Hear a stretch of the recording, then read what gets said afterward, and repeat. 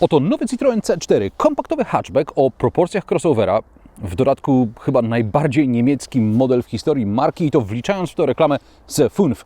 A wszystko to zainspirowane przez klientów. Nie zmieniaj kanału, bo świat eksploduje.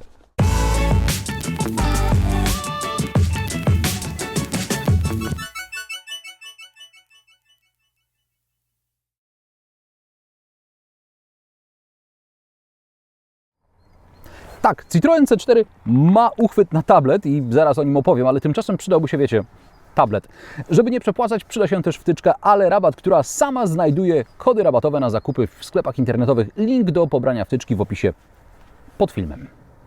Wchodzę na stronę Huawei i wybieram 10-calowy tablet Huawei MatePad za 1399 zł. Jak już tak przeglądam sklep Huawei, to rzucił mi się w oczy zegarek GT2 Pro za 1099 zł.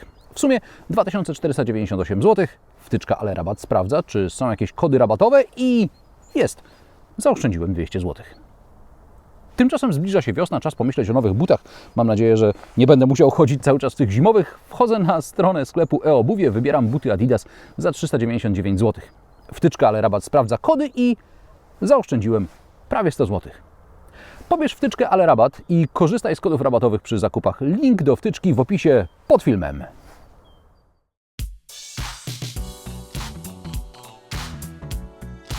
C4 to 10. kompakt w historii Citroena. Począwszy od oryginalnego C4 z 1928 roku przez AMI 6, AMI 8, GS, BX, ZX, Xare, znów C4, aż po C4 Cactus.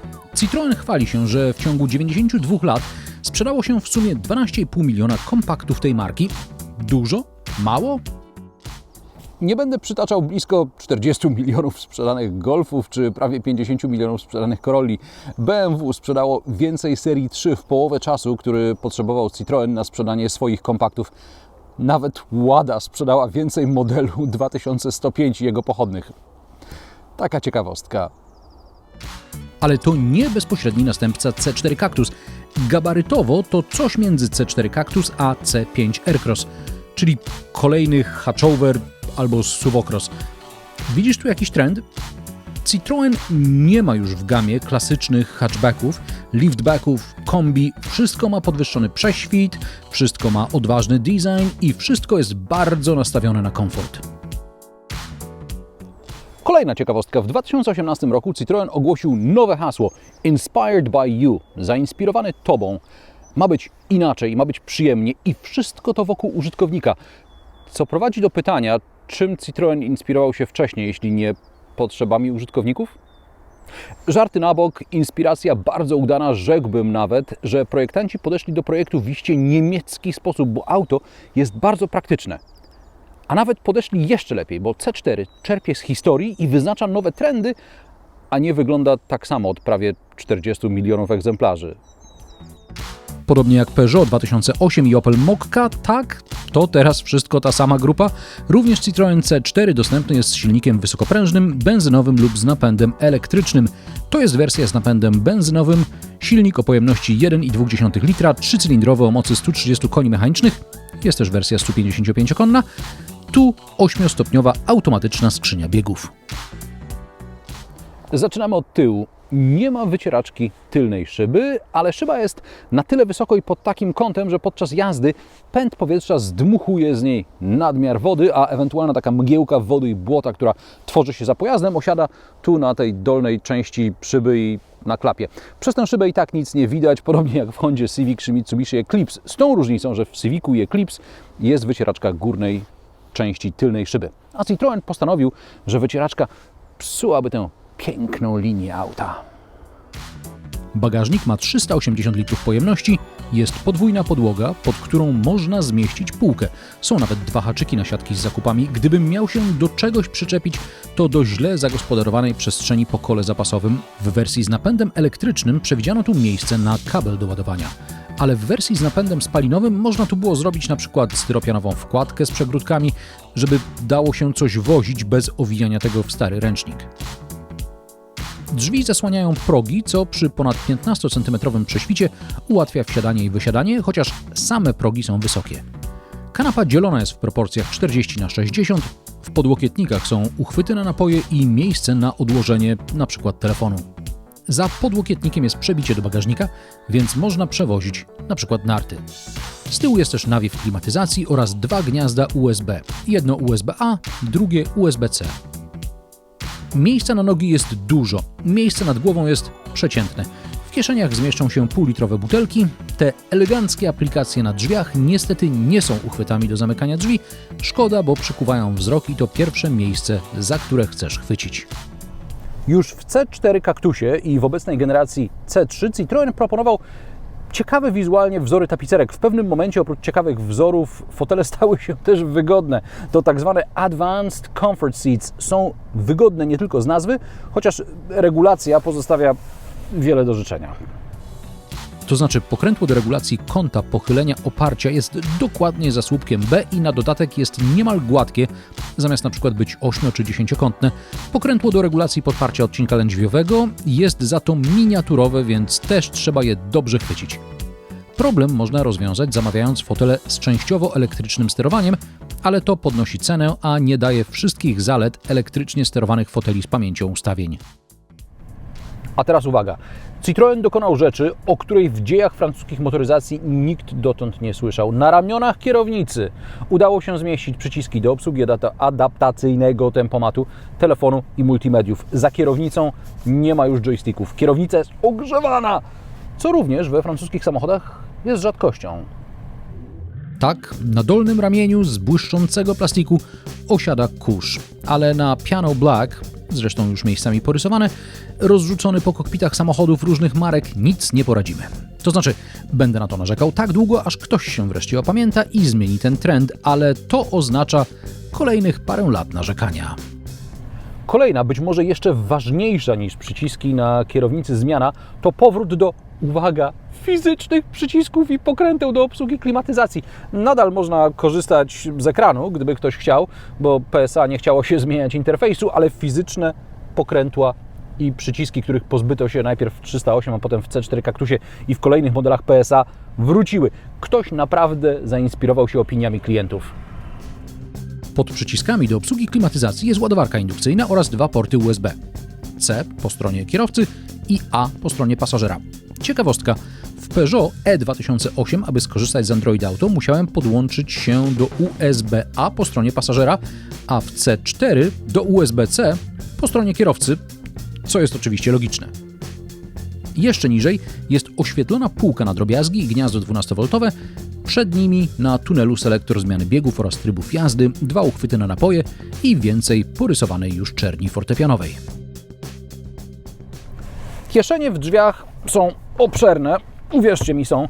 Schowek pod podłokietnikiem jest niewielki, ten po stronie pasażera też jest niewielki, ale nad schowkiem jest, uwaga, szuflada, a w niej uchwyt na tablet. Nie wiem akurat dlaczego uchwyt na tablet miałby być z przodu, ale jest. Nie wiem, może na przykład jak jeździsz w takich rajdach na regularność i Twój pilot potrzebuje tej takiej aplikacji z czasami i tak dalej, może wtedy to się przydaje. Jak myślisz? Centralny wyświetlacz jest. Najważniejsze, że wyświetla informacje z Android Auto lub Apple CarPlay, bo do niczego innego używać go nie będziesz. Z kolei wyświetlacz przed kierowcą jest prosty, podobny do tego w Volkswagenie ID.3. Oprócz prędkości można wyświetlać informacje z nawigacji, komputera pokładowego czy systemów wspomagających kierowcę. Ograniczenia prędkości pojawiają się na wyświetlaczu przeziernym.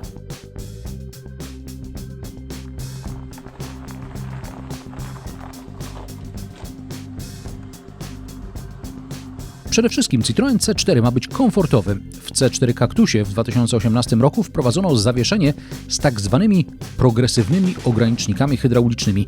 Znajdujące się po obu stronach amortyzatora ograniczniki pozwalają uniknąć dobicia przy skrajnym skoku zawieszenia, a w normalnych okolicznościach zwiększają skok zawieszenia, co sprawia, że samochód jest bardzo komfortowy. To samo rozwiązanie zastosowano m.in. w C5 Aircross.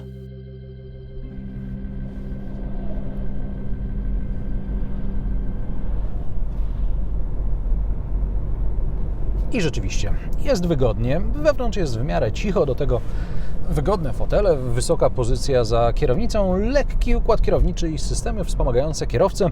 pozwalające na jazdę półautonomiczną na poziomie drugim. Co to znaczy? Poziomów jazdy autonomicznej jest 5. 5. poziom oznacza pełną autonomię i zwalnia kierowcę, a właściwie już pasażera, z jakichkolwiek obowiązków związanych z prowadzeniem samochodu. Poziom 1 to na przykład adaptacyjny tempomat czy wspomaganie parkowania, gdzie kierowca cały czas kontroluje część procesu prowadzenia.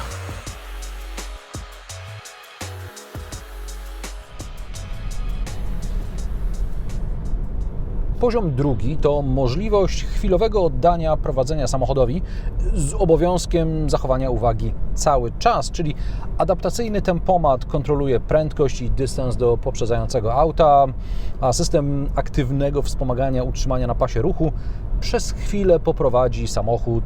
Oczywiście kierowca cały czas musi trzymać ręce na kierownicy i tak dalej, ale gdyby ją puścił, to samochód powinien sam przejechać przez lekki zakręt, lekki łuk na drodze.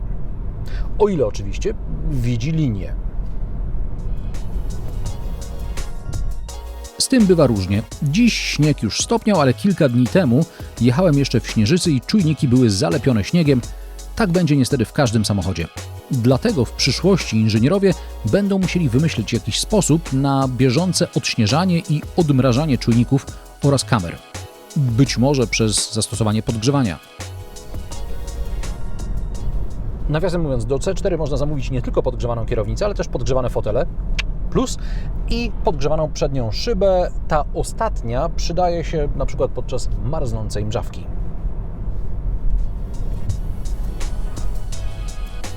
Wrócę na chwilę do widoczności. Po pierwsze, słupek A jest gruby i pod takim kątem, że skutecznie ogranicza widoczność przy dojazdach do skrzyżowań. Po drugie, wycieraczka kończy bieg dobrych 5 cm od słupka po stronie kierowcy, więc w deszczowy czy śnieżny dzień widoczność jest jeszcze gorsza. Widoczność wstecz, jak wspomniałem, jest podobna do tej w Hondzie Civic lub Mitsubishi Eclipse Cross. Plus tego spoilera jest taki, że reflektory aut z tyłu nie oślepiają Cię w lusterku, bo trafiają w spoiler. Widoczność przez ramię jest lepsza niż można się spodziewać. Dynamika. Ze 130-konnym silnikiem benzynowym i automatyczną skrzynią biegów Citroën C4 powinien rozpędzać się od 0 do setki w 9,4 sekundy według specyfikacji francuskiej, 9,5 sekundy według specyfikacji polskiej lub 10,2 sekundy według specyfikacji niemieckiej. Kto ma rację?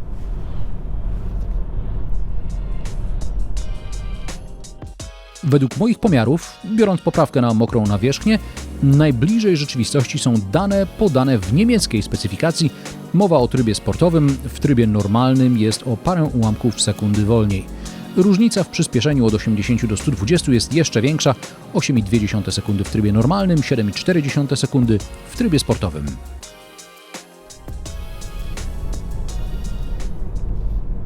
Średnie zużycie paliwa według producenta to, i tu dane znów się rozjeżdżają w zależności od kraju, od 4,6 litra na setkę w Polsce do 5,8 litra na setkę we Francji.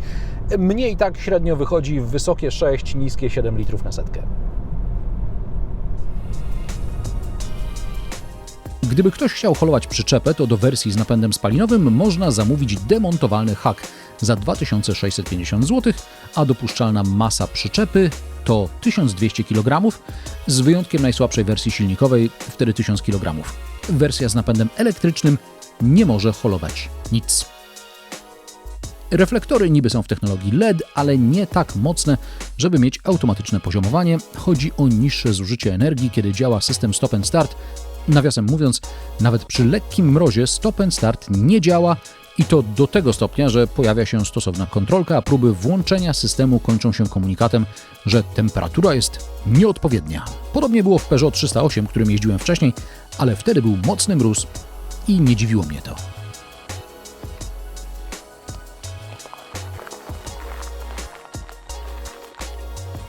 Ceny Citroena C4 zaczynają się od 73 000 zł za podstawową wersję ze 100-konnym silnikiem i manualną skrzynią biegów. Najtańszy, 115-konny diesel kosztować będzie 83 450 zł i pojawi się dopiero w maju 2021 roku. Wersja z napędem elektrycznym zaczyna się od 135 000 zł. Testowy egzemplarz to 130-konny automat w wersji wyposażenia Shine od 105 000 zł z dodatkowym wyposażeniem kosztuje około 110 000.